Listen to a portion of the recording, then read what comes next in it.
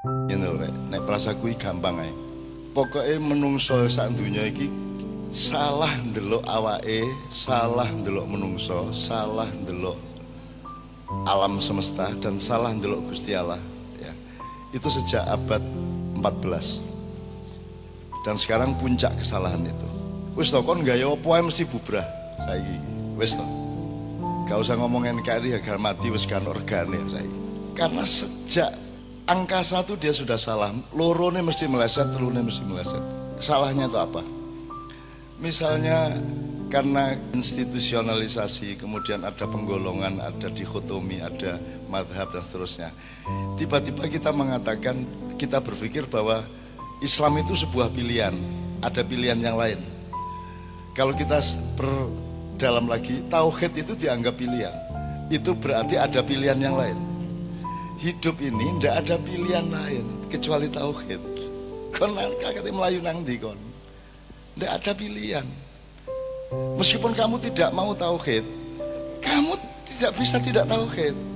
Gitu loh. Masalahnya gegermu ndek kene ta ndek kuno ngono tok. Kon ngadep perintah ngadep perunu, tapi kon mesti katut.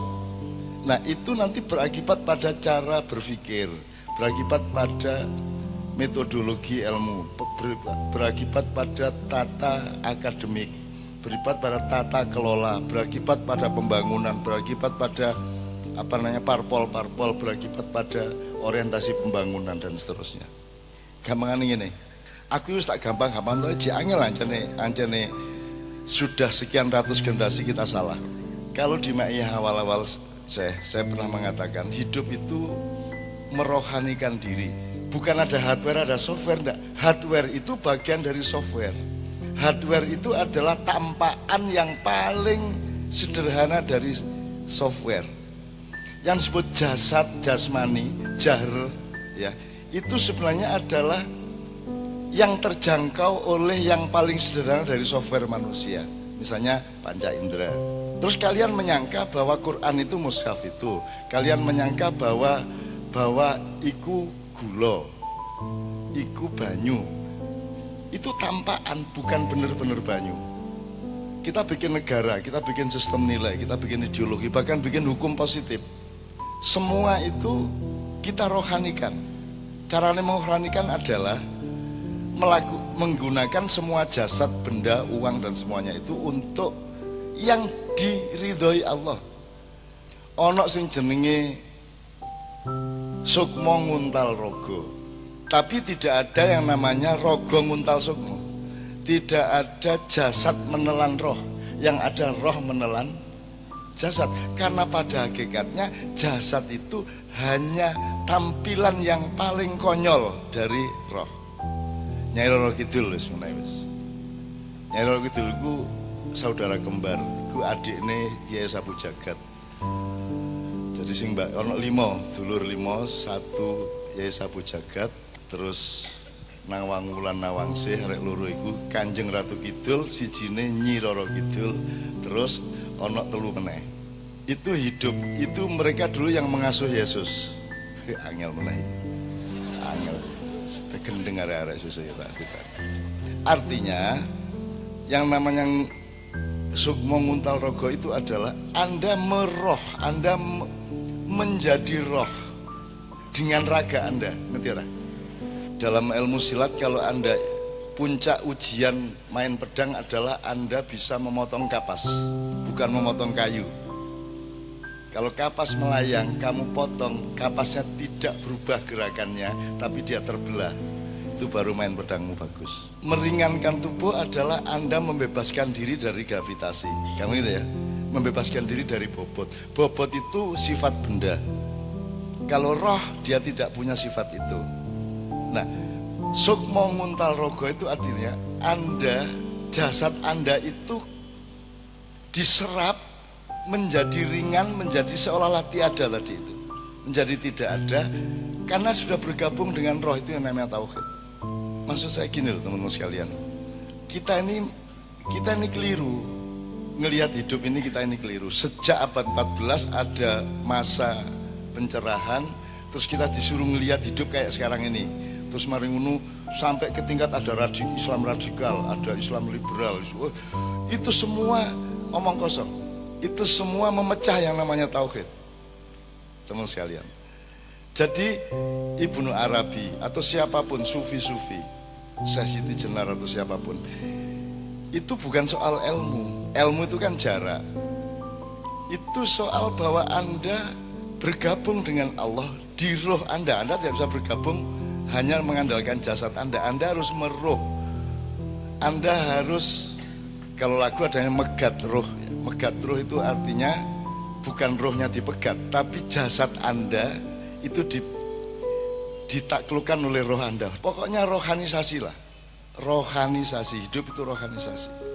Kamu semakin kamu stres karena kamu itu diberati oleh hidupmu, maka kamu stres, kamu terbebani, kan gitu bahasanya, terbebani. Yang beban itu pasti jasad, yang beban itu pasti materi. Nah ini salah tujuan wong urip sak donya iki. Salah tujuan. Padahal hakikat agama tidak Islam tapi tauhid. Lho, ngerti gak? Jadi yang penting dirimu itu mentauhid, dirimu itu menyatu. Kamu jangan menjasad terus. Karena ini yang membuat kalian berat. Ini yang membuat Indonesia itu tujuannya materialisme, merasa ketinggalan dari Korea, dari Jepang, dari Amerika kan tuh. Tujuannya itu betul-betul berhala materialisme di Indonesia ini. Dan kerjaannya tiap hari sambat soal materi. Ya rakyatnya, ya pemerintah, sampai uang haji loh katanya gawe infrastruktur. Saking melarate. Jadi kene iki wis nyembah materi ini gak gelem disembah. Akhirnya utang-utang nang Cina nang sendi kan gitu. Orang yang paling celaka adalah penyembah berhala yang berhalanya ndak mau disembah. Siapa ini? Nah itu Indonesia. Sampai utang berhala lah wis Mas. Nah berhala itu lambang berhala itu ketika Tuhan diwujudkan secara jasad. Dan di dunia ini orang menyembah yang dia sebut Tuhan itu bisa digambar coba. Bisa digambar, bisa dipatung. Sak dunya iku deh. Terus berharap apa sama manusia yang salah ilmu, salah pandangan, salah. Tidak bisa berharap apa-apa. Jadi kamu wa ila rabbika farghab.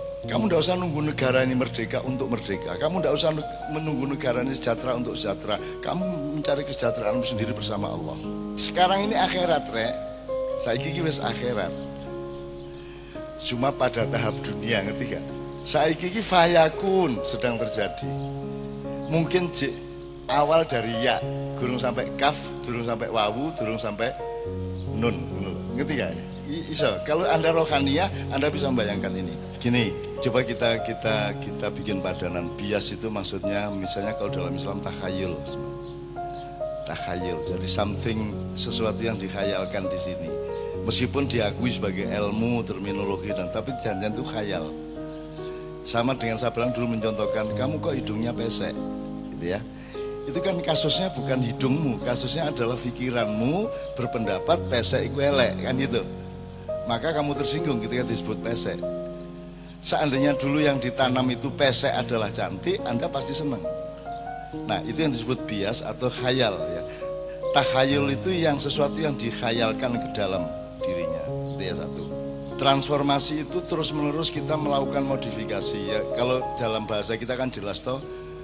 Mosok pari kok kerakoti, ya ditransformasi jadi beras. Mosok beras kok kremus, ya ditransformasi menjadi sego lah ngono. Mosok sego tok, ya digawe sego kebuli, sego goreng, sego kuning ya, sego kucing ya. Transformasi itu dalam bahasa Islam hijrah. Hajaru innalladzina amanu wa hajaru wa jahadu. Teman sekalian.